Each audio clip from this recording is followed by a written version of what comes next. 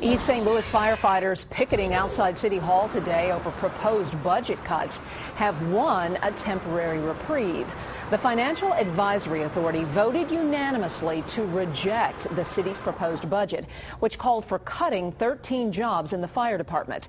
The mayor says the layoffs are needed to balance this year's budget. Fox 2's Shirley Washington joins us now with more details on round one, which was decided by the FAA. Shirley? Well, Mandy, this is the second time the Financial Advisory Authority has rejected a proposal by East St. Louis, which included laying off firefighters who took their fight to City Hall and won, at least for now.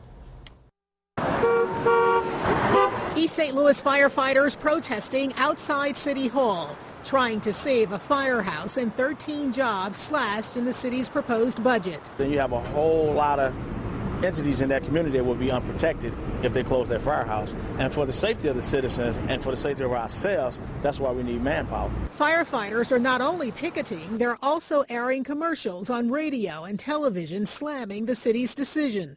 The city leaders of East St. Louis are putting their residents in jeopardy. They want to violate their fire department's contract and lay off 13 city firefighters. Mayor Alvin Parks defends the cuts, saying they're needed to balance this year's budget, which is facing a $3 million shortfall because of lagging tax revenues. One of the things that we do believe is that the city can remain safe with these layoffs. East St. Louis firefighters have responded to more than 1,000 fire calls this year. Resident Eleanor Gregory says the cuts should be made elsewhere. I think there's a better way to balance the budget other than dealing with those who are considered the safety net of our city, which is the police and the firemen. Firefighters from St. Louis and other nearby departments showed up to support their fellow firefighters. Captain Ron Vicentine came from Litchfield. He was born and raised in East St. Louis. And I feel this is still my town, and I came down here to help my fellow firefighters. I hope they all save their jobs.